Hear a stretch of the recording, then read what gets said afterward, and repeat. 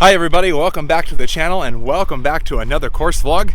We're out here on the back 9 at Angeles National Golf Club out here in Los Angeles County, up in the hills just north of LA, north of Pasadena. Hey, if you're new to the channel, please subscribe down below. Love to have you back here week after week. And don't forget to give the video a thumbs up. Here we go, up to number 10. Number 10 here, starting right next to the first hole. It's parallel. They're over on the right-hand side. You got a little bit of a lake to clear to start it off here, but it's a wide open fairway. No fairway bunkers to deal with at all. That barranca wash on the left is going to play as a hazard along this entire back 9. You can think of it as effectively a water hazard that you might get lucky and able to hit a shot out of. You might want to bring an extra club to play out of those rocks.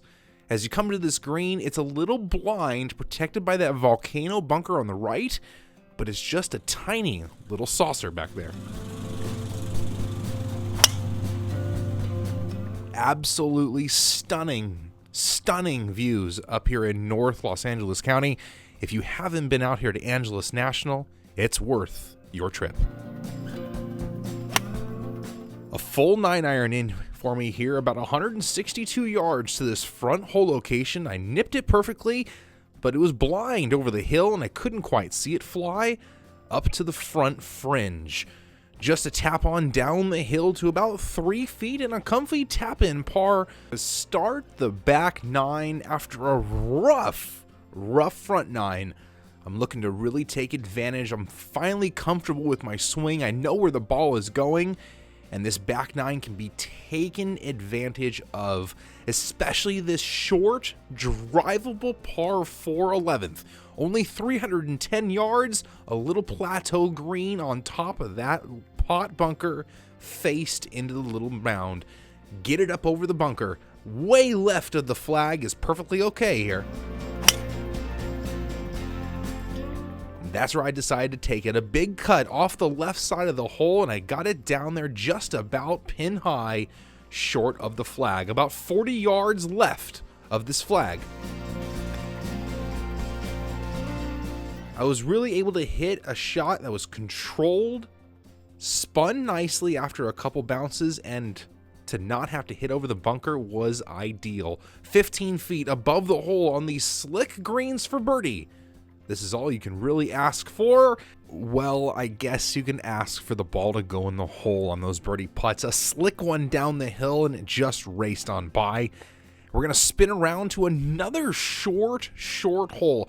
The par 3 12th here has got a long angled green where this back hole location is actually sitting down below the middle of the green. A little bit of like a humpback green here. The middle of the green is the highest point. You got to choose your club wisely because of that distance control. I hit it a little bit right. I was up on a plateau though, and a little bit of an easy up and down. That one came on down the hill a little bit further than I liked. I just couldn't roll the putt in. There's just something about putting right through your shadow. It just gets me every time. A bogey, not what I wanted to see. I mean, it's the shortest hole in the golf course, and we made a 4. It's my short game is my nemesis, so we got to take advantage of the long game. And what is this? A par 5 under 500 yards. It's time to feast. A little pot bunker right in the middle of the fairway. Well, that's quite annoying, but let's hit it right over the top of it and take it on down towards the green. This hole wraps around towards the right-hand side as we get to the green, and you are not going to see any of it until you get down there over that giant waste bunker, which will serve as the hazard coming into this hole. It's a big volcano's edge and a tall flagstick to see it over the ridge. It's really all in the approach shot here on this par 5. It's why the length of it is a little bit shorter. You can only imagine how difficult it would be if that giant waste bunker was a lake. But here I was able to get a good club on it. Only 192 yards to the flag. This is a full 7-iron for me, just left of the stick and up onto the fringe. I'm going to take the flat stick here from just off the green and just cozy it on down there. But boy, like I said, these greens are slick. Luckily, it was under the hole, and because I saw the ball roll by, I knew where that line was going to go. Took advantage of the short par 5, back-to-back 4s. Hey, even par still on this back 9. Into 14, another gorgeous scene as we're here on the top of the property, facing back down towards the wash. A long par 3 and a big green, willing to accept some shots from some longer clubs. You can bounce it up here if you want to. I flushed this 6-iron just left of the stick, and it was here in a little bit of a hollow. This one I had to chip up and over the ridge, down onto the slippery surface.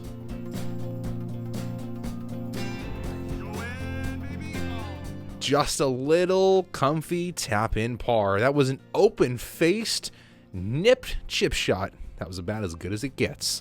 Now a very, very long par 4, only 20 yards shorter than the par 5 13th. And this goes back in the opposite direction. So if the wind is not your friend, par is really irrelevant out here. Now as this fairway necks down, it really won't play into your hands here. It's a long par 4. You don't want to be laying it up, so just eliminate that tiny little fairway and get the ball all the way to the hole if you can. Hopefully you don't have to deal with that absolutely snake-like fairway or that giant pot bunker in front of the screen.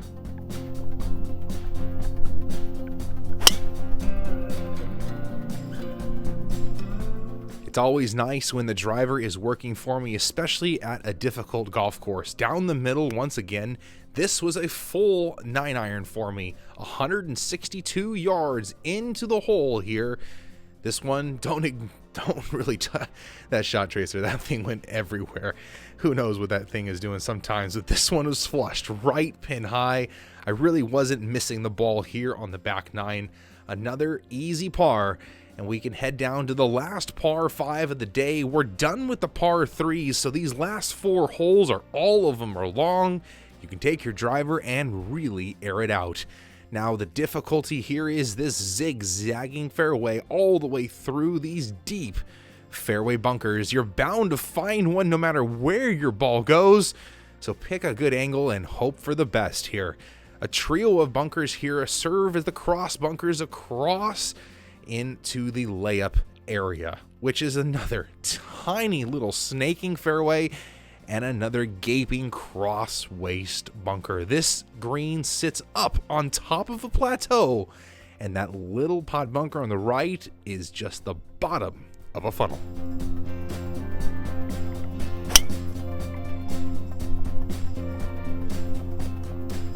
Still a reachable par 5 here though, only 540 yards. I put a good shot on it there off the tee and had a lie on it. There's no rough on this golf course, so you're going to be able to find your golf ball if it's in play.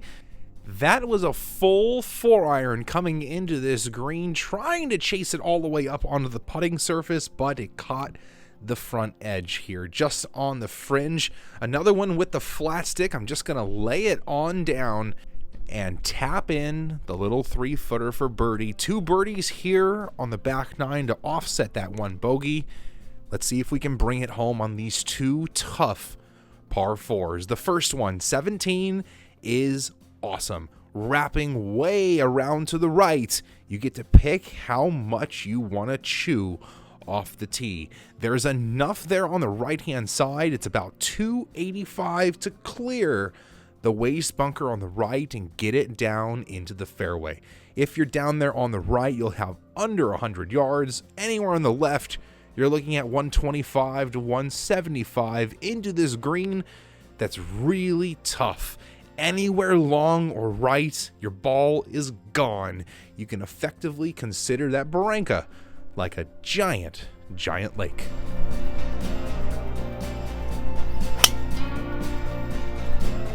Now you know where we're going. We've been hitting the power cut all day, and it worked for me once again. Right down Main Street and in front of the green. A simple little approach here from 65 yards. I tried to get too cute with it. I took an extra club, tried to bounce it down into there, and it just didn't work out for me. 25 feet up the hill for birdie. I had a look at it and almost rolled it in, But ultimately, I had to settle for another par, and let's see if we can close it out in style and have an under par back 9 with this tough and tricky par 4 18th, but it's also gorgeous. Heading up the hill off the tee, it's a relatively blind tee shot, as when you crest the hill on this bunker, you can't see anything until you're up there. So just hit it up, try to hit the fairway, and you'll give yourself a gorgeous look down the hill and into this green, protected by that tree. It is so awkward, that palm tree. Left or right of it, you got to decide where you're going to go. Hopefully you have enough to get yourself down into this green, protected well on the left-hand side with that lake. Now another smooth cut off the tee here. This one went right down Main Street again, bounding down the fairway and over the hill. I had an awesome look. Just 130 yards here. That was a full gap wedge for me back to this flag, and I nailed it pin high off to the right-hand side, airing for a little caution away from that water. And you can see how the pin here was up on a little ridge. Tough to gauge that long putt. Hey, subscribe, and we'll see you next time. Later.